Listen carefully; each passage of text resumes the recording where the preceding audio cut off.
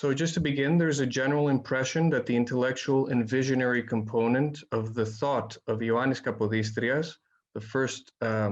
president of the Greek Republic, ceased to be visible once he arrived in Greece in January 1828, because he was compelled to spend about 3.5 years deeply immersed in the affairs of state. However, 2 letters he sent to the Russian Minister of Foreign Affairs Karl Nesselrode in the spring of 1828 indicate that his conception of how power in the Balkan Peninsula should be reconfigured in the post-Ottoman period was visibly embedded in Enlightenment thinking. At the same time, an analysis of these views suggests that while they belonged, along with other similar visionary projects, to the Enlightenment tradition, they diverged considerably from the ideas of Rhigas Velestinlis, the proto-martyr of the Greek Revolution, whose life and work had galvanized an entire generation of radical thought in Southeastern Europe. My presentation will focus on Kapodistrias' post-Ottoman vision and offer a comparison with the ideas of Rigas on the matter in the context of a broader effort to determine its conceptual roots. Kapodistrias' tenure as president of the newly established Greek state lasted for a little over 3 years, from January 1828 until his assassination in September 1831. Born in 1776 to a distinguished family, he practiced medicine in Corfu, where he became the founder of the National Medical Association. In 1801, he entered politics for the first time by succeeding his father as imperial commissioner of the Septinsular Republic, which was a joint protectorate of Russia and the Ottoman Empire, whose creation ended the first period of French rule of the islands. During his time, he managed to keep the population united and to establish a more democratic and liberal constitution, at least until 1807, and that is when France regained control of the islands. His diplomatic prowess had already impressed Russia's envoy to the islands, who helped him eventually to join the Russian diplomatic service, which he would serve from 1809 until 1822. After some brief stints in various European diplomatic missions, in 1813 he was sent by Emperor Alexander as Russia's key negotiator in the talks that would lead to the establishment of the Swiss state. He contributed to extricating it from French dominance by designing a new federal constitution that secured Swiss unity, independence, and neutrality. While the emperor knew of his liberal and enlightened views, as well as his republican sympathies, as he called them, all of which he considered assets for the task, Kapodistrias' success in Switzerland surpassed his expectations, and the emperor would proceed to include him among his closest advisors at the Congress of Vienna. After the Congress, he would return to Russia as a key figure,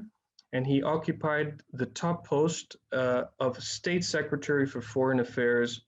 along with Karl Nesselrode, who was a more conservatively minded Russian nobleman. For the next 7 years, and until his departure from the Russian Foreign Office, Kapodistrias would be dedicated to the task of making Alexander the veritable protector of the Greeks, as he would say. Ultimately, he would fail to achieve this, despite the emperor's liberal leanings. This had become already apparent during the Congress of Vienna, when he had unsuccessfully lobbied Alexander not to abandon the Ionian Islands to the British. Imperial confidence in him would decline following the outbreak of the Greek Revolution, an act which he thought was very premature, but for which he nevertheless tried to win Russian support against the Ottomans, unsuccessfully once more. To understand Kapodistrias' political outlook, as well as its place in Enlightenment thinking, one has to begin by stressing that his liberal sympathies were moderated by his commitment to work within the established political order. Although he was steeped in the rational and humanitarian precepts of the Enlightenment and would generally support the burgeoning national liberation movements, the imperialist conquests of the new French state after the Revolution and its use of Enlightenment rhetoric to legitimize it led him to remold his liberal concerns into a much more moderate form. This was chiefly because he had lived through the occupation of his native islands by the armies of post-revolutionary France in 1797-1799, and he had considered it an intolerable affair, contrasting it unfavorably with the subsequent period of Russian control of the islands. This acute aversion for so-called enlightened French rule would certainly temper any latent pro-revolutionary impulses he may have had and help to cement his more gradualist approach to liberal reforms. Not unlike Alexis de Tocqueville a generation later, Kapodistrias was not an overzealous supporter of the overthrow of the Ancien Regime, even though he recognized that significant concessions should be made in order to achieve progress.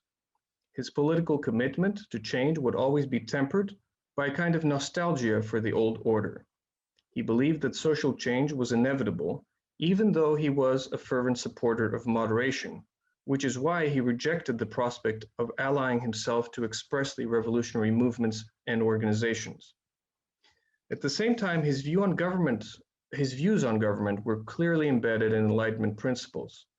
So he criticized the Venetian rule of the Ionian Islands for grounding its government in the perfidious art of elevating the privileges of the nobility and putting them in opposition to the pretensions of the bourgeoisie and the legitimate rights of the people, as he said. As he explained, since the French Revolution, we begin to speak the language of the people, which hitherto has been banished from good society. He was firmly committed to creating a new order for Europe as a whole, a new order that would be founded on nation states, constitutional government, and a well-tuned international system. We are no longer in an age when we can be prevented from hoping that reason will direct men, that experience will be their torch, justice their rule of conduct. On the one side, he said, there is the consoling perspective of a real brotherhood between all the states and of a progressive perfection of social institutions. On the other side appears the terrible empire of anarchy and revolutionary despotism with all the horrors of the divide and rule of the old diplomacy. He was not an ultra-republican, and while he had a positive view of republican regimes, in a future more enlightened society, he often believed that the time was not yet ripe and prescribed constitutional monarchy. His arch nemesis, Clemens von Metternich, had been quick to seize on these liberal sympathies in order to undermine him vis-à-vis the Tsar. He recognized that they constituted a progressive alternative to his system. Indeed, Kapodistrias was well attuned to the nascent national movements of the period and considered it completely wrong on the part of the Restoration leaders to react against this current. His skepticism regarding the commitment of the great powers to make adequate reforms of the international system in line with the spirit of the age can be deemed as sincere. He would openly embrace the spirit during his tenure as president of Greece, when, despite his misgivings regarding the motives of Western presence in Greece, he eagerly sought out the aid of European technocrats in a range of fields which could help modernize the state, from basic institution building and the financial architecture of the state to agrarian innovations and medical expertise. It's important to stress that his institutional break with Russia's Foreign Office in 1822 over the Greek question was neither a break from his liberal pragmatism nor from the Russian elite mindset and its general paradigm of enlightened despotism. Even though he believed that the Greek Revolution had begun prematurely, before having secured the necessary intra-Balkan alliances, he supported it unwaveringly once it had begun. He continued to believe that many nations were still unprepared to gain complete independence, and he did not always support national self-determination, more visibly when he thought that it lacked enlightened leadership. But he was adamantly opposed to any type of repression of national aspirations, even if the people were subject to the sovereignty of another power. This was a critical issue, as the reactionary forces orbiting around Count Metternich had sought to paint the Greek Revolution as a radical social upheaval, an insurrection against the legitimate sovereign, rather than as an ethnic movement. Moreover, in complete alignment with the spirit of Rousseau's writings, He did not opt for universalist solutions when it came to a nascent country's choice of government, believing that state institutions should be tailored in accordance with the conservation of the laws and customs, of the languages and privileges of the country, with the promise to found there, on the basis of these concessions, a regime conforming to the national spirit of the inhabitants, as he recommended in the case of Russian-controlled Bessarabia. This is a crucial point, in my opinion, because one assesses the validity of the charges that were leveled against him when he was president of Greece, which were founded on radical Enlightenment principles that he opposed the establishment of a constitution. While this was indeed the case, in my estimation, he was not against it as a matter of principle. He considered the bedrock of citizenship to be the ownership of land, and he therefore believed that unless he could implement a program of extensive land reform, the establishment of a constitution would only serve to rigidify the old structures and hierarchies, which he saw as perpetuating social inequalities and ultimately hindering Greece's modernization. Moreover, he was a firm believer in the Enlightenment faith in progress through education, and in the idea that what ultimately determined the extension of the principle of representative government was the degree of enlightenment of its population. When his radical opponents criticized him for not founding universities or teaching more ancient Greek, his reply was that they were putting the cart before the horse, as what was needed was more schools and basic education in a country composed of largely illiterate citizens. In the spring of 1828, just as he was beginning his tenure as president of Greece,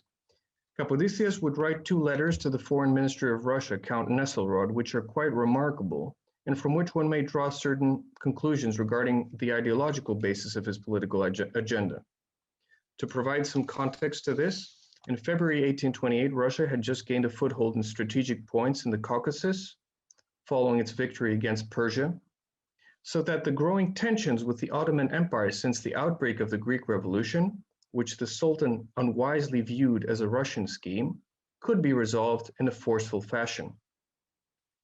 Russia had, since 1826, prepared for war with the Ottomans, and the die was cast when the Sultan retaliated for Russia's participation in the Battle of Navarino by closing the Dardanelles to Russian ships and revoking the Ackermann Convention.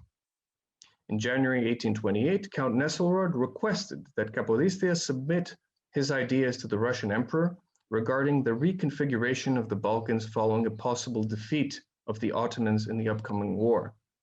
These ideas were not philosophical exercises, but would be carefully examined along with other schemes in September 1829 by a secret imperial committee headed by Nesselrode on Russia's policy vis-à-vis the Ottoman Empire. So what did Kapodistrias propose in these 2 letters? He took under consideration Russia's long-standing weak neighbor policy, by which it did not wish to provoke the complete collapse of the Ottoman Empire, but asserted that such an event could likely take place in spite of Russian intents. In this case, he proposed the creation of a Balkan confederation composed of 5 federal states. He did not overemphasize the national element as a factor of state building, as 3 of these states would in fact be composed of populations that he considered predominantly Greek, namely the Hellenic state, Epirus, and Macedonia, while the other 2 would be Dacia,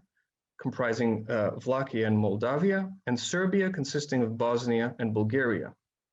He did not go into any detail regarding the specific borders between them, but what is more interesting for our purposes here is the other institutional features which he described. Kapodistrias suggested that these federal states would be ruled by princes selected from Europe's second-order dynasties. They would be represented in a congress in Constantinople that would be converted to a free city, which would also control strategic territories in the Straits and in the Black Sea so as to defend itself in the event of an attack. In order for the Confederation to be militarily defensible and therefore viable, the Ionian Islands would need to be ceded to the Hellenic state. Serbia would become autonomous, and the Danubian principalities would need to become part of the Kingdom of Dacia. To be compensated for these sacrifices, Russia and England, along with France, would, according to his plan, gain a vested interest in the Balkan region, by negotiating among themselves which one would place Rhodes, Crete, and Cyprus under their protection, thus gaining control of critical strategic outposts in the Eastern Mediterranean. One interesting point relates to the fate of the large Muslim populations residing in the European part of the Ottoman Empire. Kapodistrias was not in favor of unduly radical solutions. He believed that following the creation of such a confederation, most of them would wish to voluntarily leave the Balkan Peninsula and settle in Asia Minor, while those who remained, he believed, could be reintegrated into the bosom of the Christian Church in the same manner as they had been compelled to leave it in the preceding centuries through treaties and mandates from above. One question that readily arises is, why did the president of Greece advocate for the creation of a confederation rather than a large state that would include all of the territories which he himself believed should be accorded to Greece in the future? First of all, it must be noted that at the time of his proposal, despite the improving fortunes of the Greek revolutionary cause, the nascent state was in a state of disarray and faced with the prospect of collapse. Upon assuming office, Kapodistrias' task was not only to establish state institutions for the first time and to affirm the primacy of the central government against domestic elements, he was also called on to govern a land which was largely under the occupation by Ottoman forces, both in central Greece and in the Peloponnese. At such a fragile juncture for the liberation movement, for Kapodistrias, the idea of Greece filling the power vacuum of the Ottoman Empire in the Balkan Peninsula seemed too remote to examine. However, one other possibly more significant factor for submitting his proposals connects to his pragmatic outlook and stems from his experience in the Russian state. He was well aware that one of the chief reasons for Russia's long-standing policy vis-à-vis the Ottomans was that they preferred a weak neighbor whom they could control, rather than an orthodox power that would inevitably end up antagonizing its interests in the Mediterranean. He was therefore rightly cautious to prematurely reveal to the Russian leadership the full extent of Greece's territorial ambitions in the region. So, what were his ultimate geostrategic aims? This is an issue which is impossible to determine conclusively because he left no such blueprint on the matter. One may speculate whether he shared the orthodox pan-Hellenic visions of his close friends and former associates in the Russian diplomatic world, personalities such as Alexander Sturza, Poso di Borgo, and Count Marco Bulgari. They essentially advocated the establishment of a Hellenic empire on the ruins of its Ottoman predecessor, or alternatively, of a post-Byzantine Orthodox Commonwealth. Just to mention here that the idea of eventually establishing a Hellenic empire on the ruins of the Ottoman Empire, which may have seemed completely out of sync with reality when Kapodistrias was writing his proposals in early 1828, was not considered such an exotic idea by the end of the Russo-Ottoman War a year and a half later. Upon hearing the news of Russia's resounding victory in September 1829, even the Duke of Wellington, then Prime Minister of England and a supporter of Ottoman territorial integrity, resigned himself to the idea of a Hellenic empire. While it is difficult to ascertain whether Kapodistrias' vision for the future of the Balkans were rooted in nationalist or even pre-nationalist ideas, if this was indeed the case, then he avoided setting them out to Nesselrode. This was a shrewd move, as his ideas were received warmly by the members of the 1829 Committee of the Russian diplomatic elite, while the more radical proposals of others were dismissed. From this perspective, his diplomatic plan was clearly a product of the art of the possible rather than the desirable. We are on firmer ground when we try to situate his plan in the broader intellectual and political context. The federal idea itself had a rich intellectual pedigree belonging to the Enlightenment currents which developed in the post-Napoleonic era. Federal constructs were widely seen as legitimate forms of regional organization which reconciled the needs of the upcoming dynamic commercial bourgeoisies with the pragmatic imperative of the old order to weaken and control the radical elements among the forces of nationalism across Europe. In short, federations could employ the forces of modernity constructively by developing regions in the economic and productive spheres without fear that they would become political antagonists who challenged the balance of power agreed on by the European empires and Russia. Indeed, the vision of a federal Europe was itself a product of pre-modern utopias in favor of creating a permanent mechanism that would resolve conflicts between states.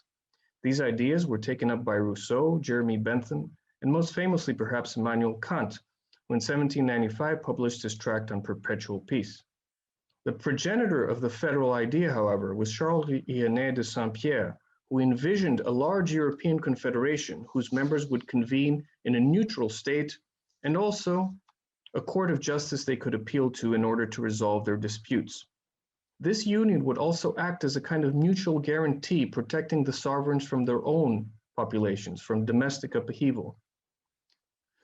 So influential was the blueprint he had devised that Frederick of Prussia wrote enthusiastically to Voltaire, characterizing these ideas both realistic and enforceable if the other powers would also subscribe to them. Rousseau would further popularize Saint Pierre's federal projects for a permanent peace, but without hesitating to offer an incisive criticism. While he acknowledged the crucial role of ideals inherited from Christianity, such as fraternity and concord, as a factor of cohesion that would guarantee the success of a European confederation aimed at peace, he stressed that such a structure would be viable only if it were built on secular republican principles, for the simple reason that despots did not engage in war only for external reasons, to gain land and defend their territories, but also as a means of controlling their own subjects domestically. This was in fact a bone of contention among the supporters of an interstate federal structure. Unlike Rousseau, Voltaire did not sympathize with Saint Pierre's federal project, not because he rejected its main premise, which was to end all wars, but because he considered it impracticable. He did not believe it was possible to speak of peace as divorced from the Enlightenment's cultural and political program, which centered on enhancing democracy and tolerance. He was also highly skeptical of the idea that international peace was a solely Christian European affair rather than a universal idea. Even though he did not develop this idea, it appears to be closer to the ideals of the movement that would later create the League of Nations rather than the European Union. At any rate, the federal idea had gained enough traction to affect the architecture of post-Napoleonic Europe in two major aspects which define the so-called concert of Europe or the Congress system. Firstly, by disposing of the traditional conception of the balance of powers in two belligerent camps, a model of behavior which had led to countless wars throughout the continent in the previous decades, and secondly, by placing it at its center the goal of peace through a system of consensus building. Napoleon himself, defeated and exiled in St. Helena, had recognized in 1816 that the federal idea would inevitably prevail. I do not believe, he said, that after my fall and the disappearance of my system, there will be any major equilibrium possible in Europe other than that by the agglomeration and confederation of the great peoples. It's quite natural then that among the ideas connected to the Enlightenment, which cultivated Greek political thought on the eve of the revolution, one found not only the Republican radical humanism of Montesquieu and Rousseau, but also the federal idea. The virtues of the American federal model, which had captivated the attention of Napoleon, would also fascinate Adamantios Korais, a major figure of the Greek Enlightenment. After the adoption of the Provisional Constitution by the First National Assembly in 1822, Korais proceeded to write up a commentary in which he declared that once the Greeks had won their freedom, they would, as a matter of course, adopt the American federal system, which, as he noted, was considered by all political philosophers and advanced states as the most perfect of all in every respect. These thoughts, however, concerned the Greek state and not the Balkan peoples as a whole. In attempting to envisage the future of the Balkans in a post-Ottoman epoch, Kapodistrias would draw from contemporary examples which he himself had a part in building, such as the Swiss Confederation. Indeed, in the late 18th century, another great exponent of the Hellenic Enlightenment, Iossipos Missiodakas, had extolled it as a political model. The Swiss case, however, concerned a limited in size, culturally homogeneous land whose federal traditions hailed from the Middle Ages. A more pertinent example, which Kapodistrias may have drawn from, was that of the German Confederation, a multi-ethnic structure of self-governing states stretching from northern Italy to Denmark, with the free city of Frankfurt as the seat of its federal council. It had been constructed at the Congress of Vienna in 1815 and constituted an expression of both the old order's approval of the enlightened cosmopolitanism of the commercial middle classes of the region, and at the same time their desire to control and eliminate any liberal and republican leanings they may have had. At the core of the Confederation, the Kingdom of Prussia would gradually manage to champion pan-Germanism, undermine the Austrian factor, and unite the other states and Hanseatic free cities in a unitary state, a trend which is not impossible to imagine Kapodistrias seeing mirrored in the Greek state's potential within the Balkan Confederation. At the end of the 18th century, his distinguished compatriot Rhigas Velestinlis had attempted to grapple with the idea of how to construct a modern Hellenic republic, as he called it, across a vast territory of great ethnic diversity that stretched from the northern part of the Balkan Peninsula to the offshore islands of Greece and large parts of Asia Minor. In other words, of how to render compatible and to reconcile the ideas of the radical Enlightenment in the non-homogeneous, culturally pluralist environment of the Balkans. Rigas was a Greek revolutionary leader of pan-Balkan political importance whose work articulated the conceptual framework of Enlightenment cosmopolitanism, just as it was transitioning to the age of nationalism. His project aimed at overthrowing Ottoman autocracy and establishing modern institutions of governance, representation, and participation through the constitutional reconstruction of this geographically vast state, modeled on the radical Jacobin Constitution of 1793 and the Republic of Virtue of revolutionary France. His final revolutionary pamphlet, published a few months before he was arrested and executed, attempted to incite an uprising of the empire's subjects, including the Turks themselves, against Ottoman despotism and its tyrannical structures, so as to effect their transformation into citizens of a unitary free state modeled on revolutionary France. In attempting to create the basis for peaceful coexistence of the many different peoples living in this vast pan-Balkan Hellenic republic, with diverging languages and religions, Rigas drew from the work of Montesquieu and Rousseau, more particularly from their faith that republican institutions, coupled with the moral power of patriotism and citizenship, could ultimately eradicate the basis for any conflict that would arise on account of identity.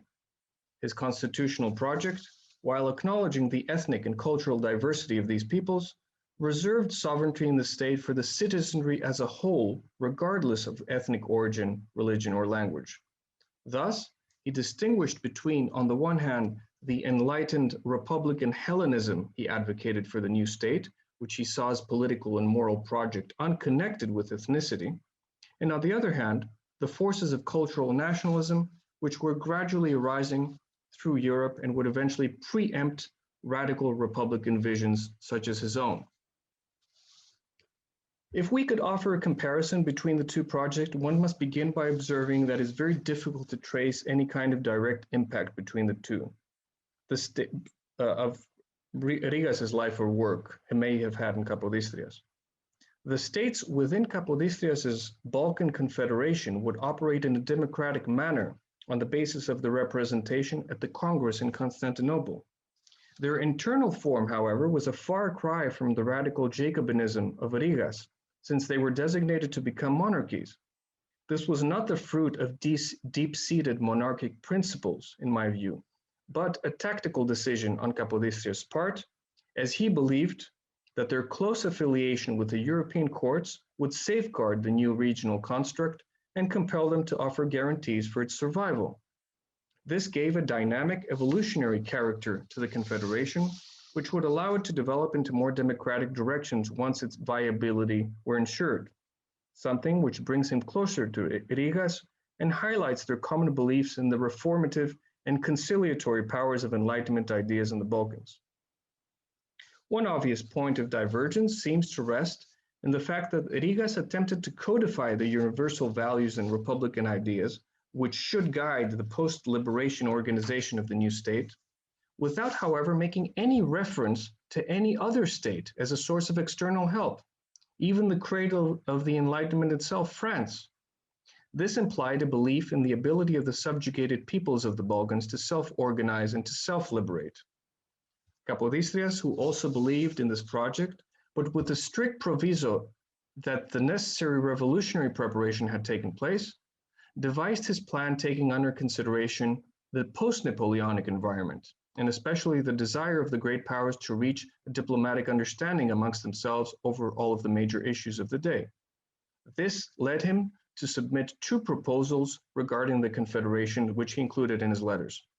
Firstly, he promoted the idea of their coordination on the issue, so that they would agree on a reconfiguration of the post-Ottoman space in such a way as to realign their interests with one another's. This was completely in line with his long-standing support for the autonomy or independence of small states, to the extent that their security was guaranteed. So, for example, while he supported a republican government in Switzerland, he believed that some surveillance by the established powers would be required.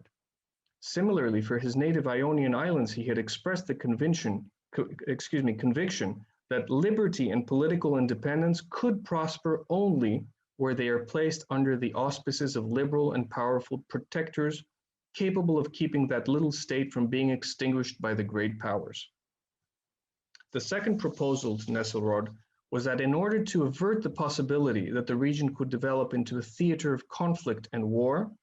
the Balkans should have been gradually transformed into a zone of peace and cooperation with the view of making the confederation an inextricable part of European political and economic life. This deserves a little closer attention. In his plan, Kapodistrias makes a reference to the demographic factor and its connection to economic growth,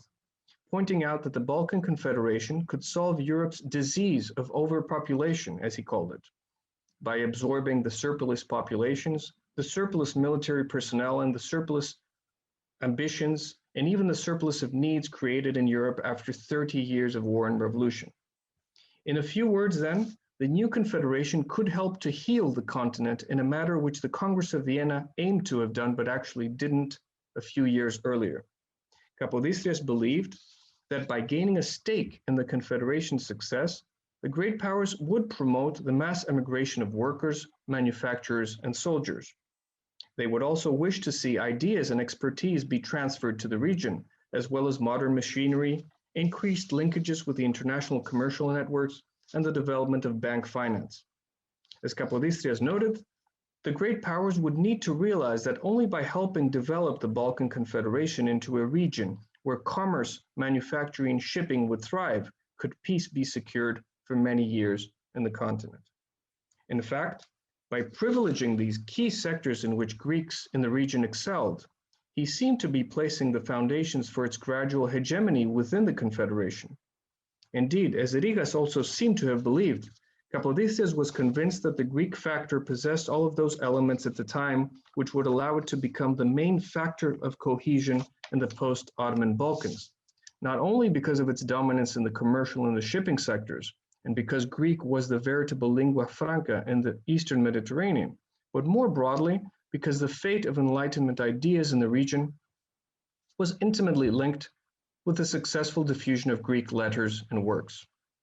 This conception of Greeks as the regional vanguard of the Enlightenment ideals actually relates to the belief held by Kapodistrias and many others at the time in the inescapability of Ottoman decline, which they consider to be an empire doomed to collapse sooner or later because of its inability to keep up with the Western reforms. This helps to explain the warm reception that his plan received in St. Petersburg by the members of the Secret Committee of 1829. In fact, the main rapporteur and the emperor's chief advisor on the Near East, Dmitry Dashkov, would note that the plan provided Russia with a sort of blueprint that could be enforced in the not-so-distant future. He too, like Kapodistrias and a significant part of the Russian elite, considered the self-dissolution of the Ottoman Empire, or its collapse, inevitable, sooner or later. But there seems to be a hidden agenda here. By privileging the economic, commercial, and more generally developmental potential of the Balkan Confederation and de-emphasizing the role of orthodoxy, Kapodistrias seemed to set the scene for a westernized region in which Europe's high stakes in the success of the new entity would rival and even displace that of Russia's. This lends further credence to the impression that, despite its obvious divergences from Rhigas's vision, The Greek president's project was equally anchored in the basic precepts of the Enlightenment, albeit as a project which would not be asserted from below, as Rigas intended it to be, but implemented from above through a system of collective guarantees by the great powers that would render the Balkan Confederation a viable regional entity. This was clearly in line with the centrality he assigned to education and the need for an enlightened moral and cultural elite prepared to lead the way to a gradual extension of representative democracy. This discussion also reflects the dichotomy that we mentioned earlier between those who viewed the prevention of interstate war as the key to peace and those within the radical traditions of the Enlightenment who believed that the starting point always lay in the prevention of conflicts within civil society, which required the abolition of monarchy and the creation of a republican state based on equality and fraternity. To relate this to the two examples we've been looking at, Kapodistrias, living in the age of nationalisms, did not share Rigas's belief that cultural pluralism and traditional bonds of identity could, especially on such a vast scale as the Balkan Peninsula, simply become subsumed under the natural rights of man. Few Balkan ethnicities would simply agree to become part of a Hellenic state, even if Rigas's conception of Hellenism was not cultural but political, pre-national if not post-national. In this respect, Kapodistrias' ideas seem to be more akin to those of Saint Pierre than to Rousseau's, even though his guiding idea for the Confederation was grounded in Enlightenment principles, as it did not rely on ethnic, religious, or linguistic bonds, nor on the divine wisdom of the monarchs, who were there, in any case, as part of the system of guarantees that ensured the viability of the structure, but instead was transfixed on the goal of creating a zone of prosperity and progress for Europe as a whole. Thank you very much.